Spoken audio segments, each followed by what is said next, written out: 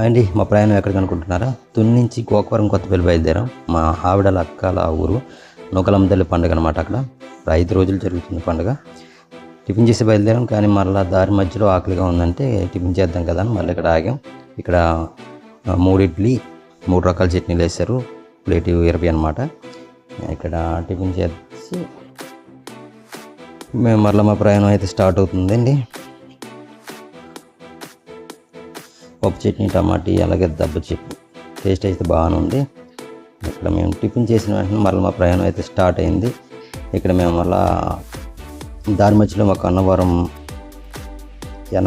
దగ్గర ఉన్నటువంటి పొలాలు అనమాట. మీకు రైట్ సైడ్లో ఆ కొండ మీద కనిపించేది సత్యనారాయణ స్వామి ఆలయం. ఇది పులపర్తిలో అనమాట, స్వామి వివేకానంద. ఇది ఎర్రవరం జంక్షన్లో చాలా ఎత్తైన ఆంజనేయ స్వామి ఉంటాడు. ఈ లైన్లో వెళ్ళే వాళ్ళందరికీ బాగా తెలిసి ఉంటుంది బాగా. ఇక జగ్గంపేట అయితే వచ్చేసాం. ఇక్కడ జగ్గంపేట నుంచి స్ట్రైట్కి వెళ్ళిపోతే మనం రాజమండ్రి వెళ్ళిపోతాం, కానీ జగ్గంపేట నుంచి సైడ్కి వెళ్ళాలన్నమాట. మేము వెళ్ళే ఊరైతే కొత్తపల్లి అని, గోకవరం దగ్గరలో ఎదర ఉన్నది మనకి కాంప్లెక్స్, జగ్గంపేట కాంప్లెక్స్. మనకి ఎదర బండి వెళ్తుంది చూడండి, పక్క నుంచి వెళ్తే మనం గోకవరం కొత్తపల్లి అయితే వెళ్తాం.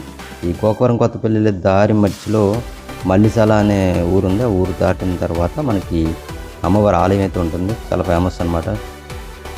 చాలామంది భక్తులు ఇక్కడ ఆదివారం పూట, మంగళవారం, లక్షవారాల్లో ఎక్కువ మంది వస్తుంటారు. సింగారమ్మ తల్లి అని. చుట్టూ ఫారెస్ట్ అనమాట, ఇదంతా చాలా దట్టమైన అడిగి ఉంటుంది. చుట్టూ మధ్యలో చుట్టూ కోతులు కూడా ఎక్కువగా ఉంటాయి బాగా. ఇది దాటిన తర్వాత మనకి కొత్తపల్లి వస్తుంది అనమాట. ఇంకా మా ఛానల్ సబ్స్క్రైబ్ చేయకపోతే సబ్స్క్రైబ్ చేసుకోండి, అలాగే వీడియోని లైక్ చేయండి. అలాగే మా వీడియో ఎలా ఉంది, ఎలా అనిపించింది కూడా కింద కామెంట్ చేయడం మాత్రం మర్చిపోకండి. అయితే కొత్తపల్లి అయితే వచ్చేసామండి.